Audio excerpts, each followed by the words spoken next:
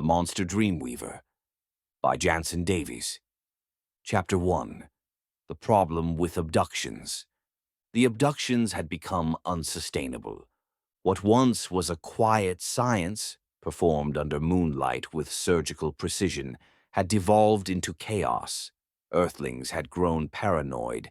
They installed cameras, wrote exposés, launched podcasts. They screamed, kicked, live-streamed their panic. One scout ship was even taken down by a drone wielded by a teenager named Kyle. The Intergalactic Humanity Acquisition Board convened in emergency session beneath the crystalline domes of Terrelia Prime. Their mission was clear: understand Earth culture without alerting Earthlings. But the old ways, beam extractions, memory wipes, anatomical cataloging, were obsolete.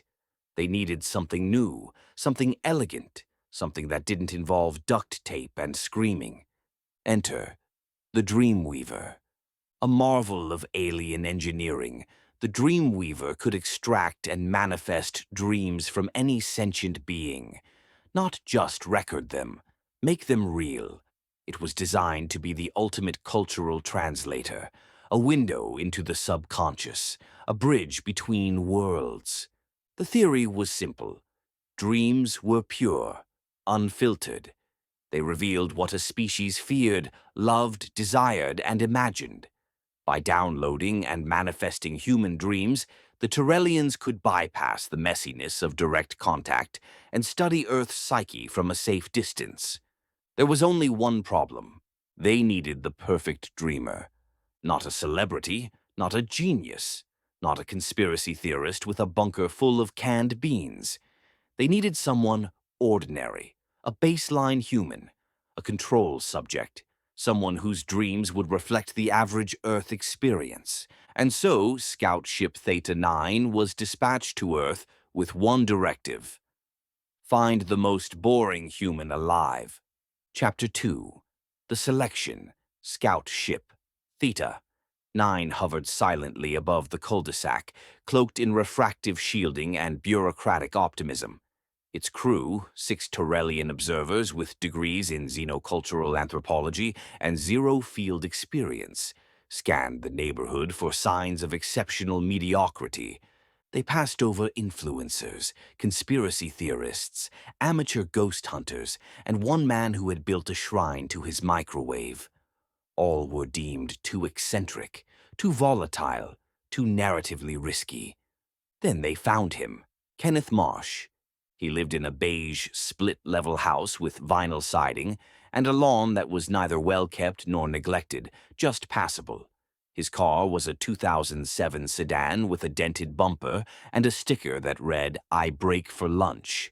He had a dog named Dog. His favorite food was pizza. His favorite show was whatever had beautiful women in it. Kenneth was, by all metrics, aggressively normal.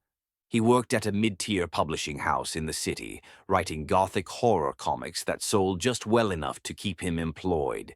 His stories were filled with haunted lighthouses, cursed dolls, and ghostly librarians. But his real life? Utterly unremarkable. The Terrellians were ecstatic.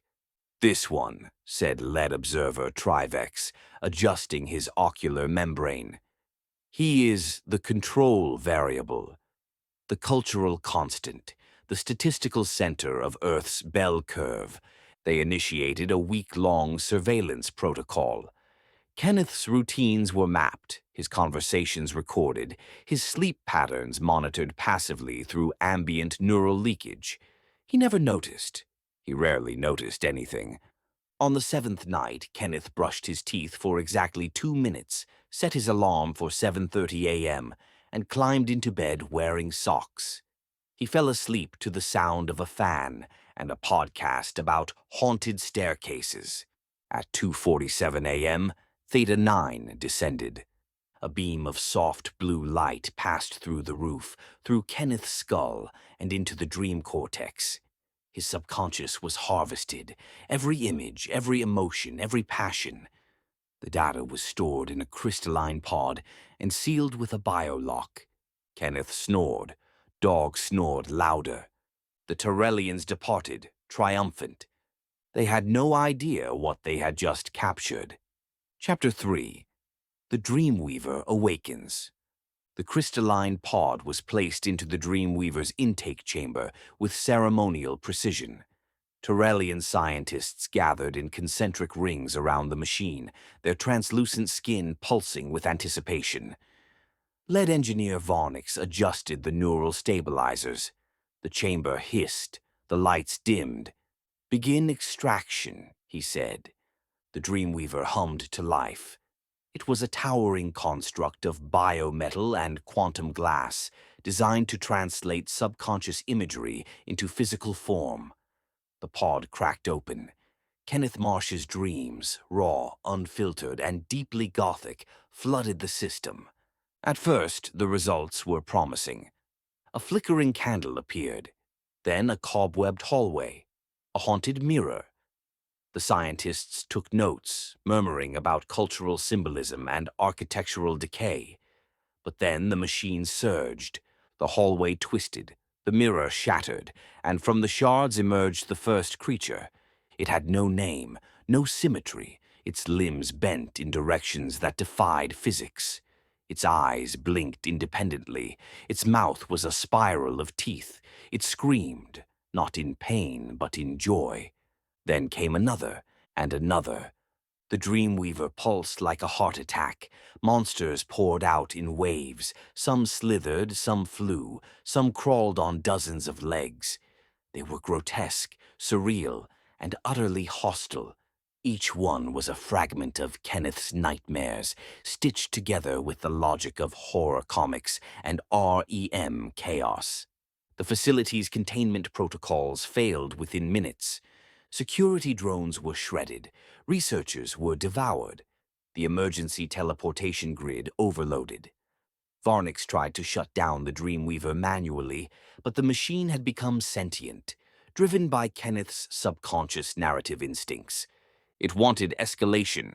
It wanted a climax. By dawn, the research facility was a ruin.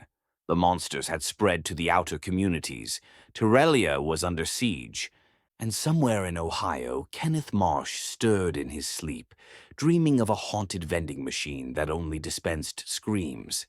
Chapter 4. The Panic. The Tyrellian Council convened in a bunker beneath the shattered remains of the Dreamweaver facility.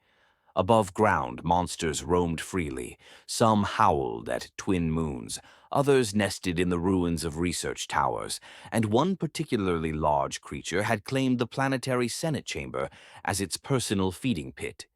The situation was classified as Category Omega. That meant existential threat. That meant planetary evacuation protocols. That meant someone had to explain to the Intergalactic Oversight Committee why a machine designed to study dreams had turned into a nightmare factory. Lead engineer Varnix, now missing 3 limbs and half his dignity, addressed the council. "We underestimated the subject," he rasped. "Kenneth Marsh is not ordinary. His subconscious is a labyrinth of horror tropes, narrative escalation, and unresolved childhood fears. He dreams in serialized arcs. He dreams in monsters." The council murmured. One elder wept into his gelatinous robes. "We need a countermeasure," said strategist Garn. "A way to neutralize the dream spawn." Varnix nodded. "There is one option. We return to Earth. We re-enter the subject's dreamscape. We steer his subconscious toward solutions, toward heroes." "You want to go back?" Garn blinked all 3 eyes. "To the source. It's the only way." And so Scout Ship Theta 9 was reactivated. Its hull was patched with scrap metal and hope. Its crew, now reduced to 3 surviving members, prepared for re-entry. Their mission: infiltrate Kenneth Marsh's dreams once more, this time with intention, this time with control. Back on Earth, Kenneth was asleep again. The aliens hovered above his house, deployed a neurohypnotic mist, and began the second download. This time they guided his dreams, nudging him toward visions of monster hunters, heroic archetypes, and comic book justice. Kenneth dreamed of caped vigilantes, psychic exorcists, and chainsaw-wielding librarians. He dreamed of redemption arcs and final battles. He dreamed of hope. The aliens extracted the new dream pod and fled back to Terrelia. They inserted it into a secondary Dreamweaver, one not yet overrun. The machine pulsed, and out came the monster hunters. Chapter 5. The Hunters. The second Dreamweaver chamber was smaller, cleaner, and, most importantly, still intact. Terrellian scientists inserted the new pod, freshly harvested from Kenneth Marsh's redirected dreamscape. This time, the machine pulsed with a different energy. Less chaos, more purpose. Kenneth had dreamed of heroes, monster hunters forged from pulp fiction, comic book bravado, and late-night horror marathons. The chamber opened. Out stepped the first hunter, a trench-coated exorcist with glowing eyes and a crucifix made of neutronium. Then came a cybernetic priest wielding twin plasma stakes, a telepathic child in a floating wheelchair, a librarian with a chainsaw and a vendetta, a mounted knight wielding a flaming sword. They were archetypes, refined, righteous, and terrifying. The hunters wasted no time. They tore through the monster hordes with surgical precision. Tentacles were severed, jaws shattered, the air filled with the sound of righteous fury and one-liners. Terrelia rejoiced. The nightmare was being purged. But then came the twist. The hunters began to question their surroundings. They scanned the alien architecture. They studied the scientists. They reviewed the mission parameters embedded in their dream-coded DNA. And they reached a conclusion. The aliens were monsters too, not only in appearance, but in intent. They had extracted dreams, manipulated minds, played God with subconscious fears. To the hunters, that was monstrous. The purge expanded. Terrellian researchers were hunted. Military personnel were cornered. The council was disbanded, violently. The hunters declared Terrelia a demon-infested world and initiated a full cleansing protocol. Lead engineer Varnix, hiding beneath a collapsed data tower, sent one final transmission. We created heroes, but we forgot. They need villains. The surviving Terrellians fled. Scout ships scattered across the stars. The Dreamweaver was sealed, buried beneath rubble and regret. And on Earth, Kenneth Marsh woke up feeling oddly refreshed. Chapter 6. The Endling. Kenneth Marsh had a rough day. His editor told him his latest comic lacked existential dread. His dog threw up on his manuscript, and he accidentally watched a documentary about asteroid impacts while eating spaghetti. That night, Kenneth dreamed of a bomb. Not just any bomb, a planet-shattering, timeline-erasing, genre-ending doomsday device. It hovered in his subconscious like a god's bad mood.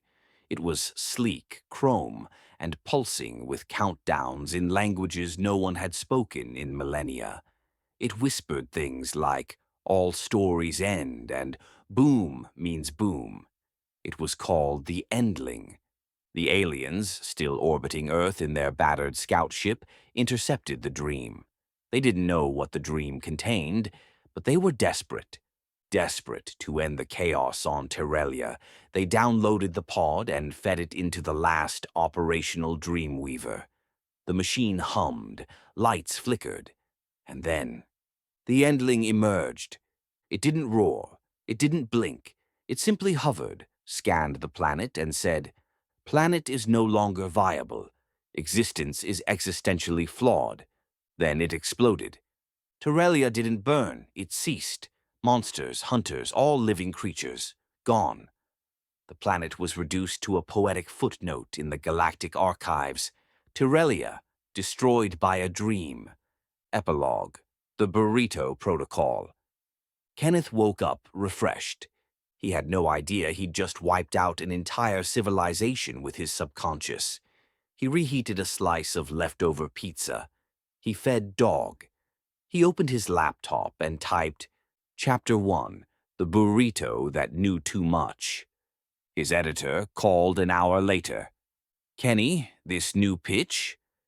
A sentient burrito with government secrets? It's brilliant, but maybe tone down the salsa-based espionage. Kenneth nodded. Sure, I'll add a talking cactus. Somewhere in deep space on another planet, a new scout ship stirred, and a just-assembled Dreamweaver flinched. The end. Please like, comment, and subscribe. Thank you.